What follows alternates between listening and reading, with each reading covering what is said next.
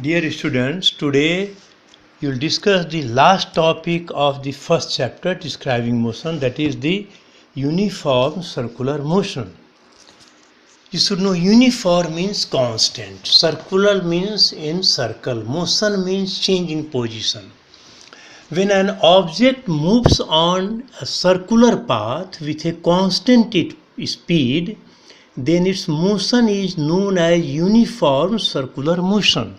For example, motion of the tip of second hand of clock. The another is motion of planet around the sun. A car taking a circular turn on a horizontal road.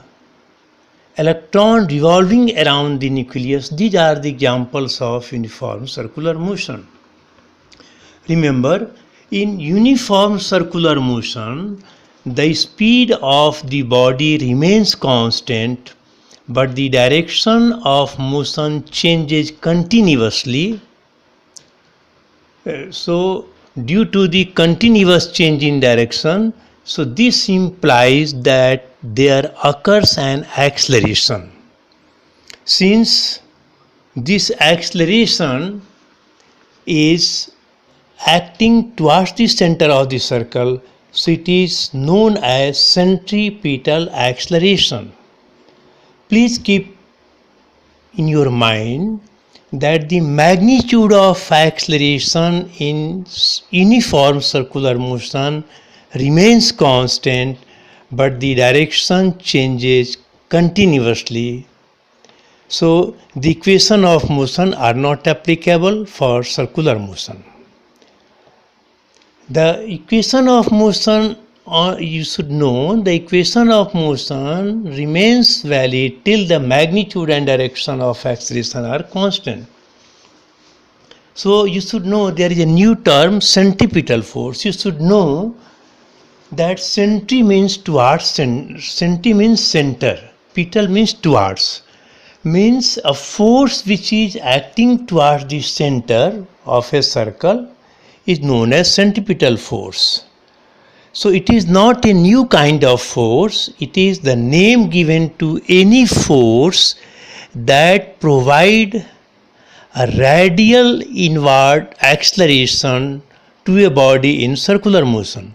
In other words, you can say that in order to move the body along circular path, a centripetal force is required.